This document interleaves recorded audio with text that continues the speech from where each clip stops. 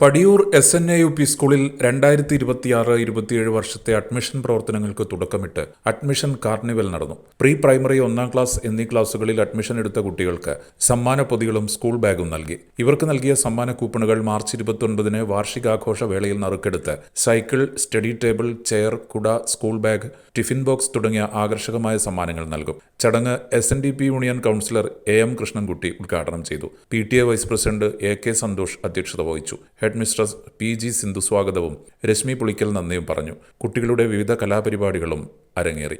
78ഓളം വർഷം പിന്നിടുന്ന ഈ കാലഘട്ടത്തിലാണ് നമ്മൾ ഇപ്പോൾ കടന്നു പോകുന്നത്. വളരെ ചെറിയ രീതിയിൽ നമ്മൾ പ്രവർത്തിച്ചുകൊണ്ടിരുന്ന ഈ വിദ്യാലയത്തിൽ നല്ല നിലയിലേക്ക് നമുക്ക് എത്തിച്ചേരാൻ ഇപ്പം സാധിച്ചിട്ടുണ്ട്.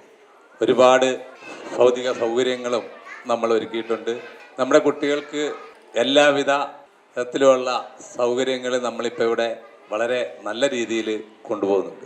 നമ്മുടെ കുട്ടികളെ സംബന്ധിച്ച് ഇപ്പം ആണെങ്കിൽ നമുക്കിവിടെ ചെറിയ രീതിയിൽ ഇംഗ്ലീഷ് മീഡിയം സ്കൂളുകളുണ്ട്.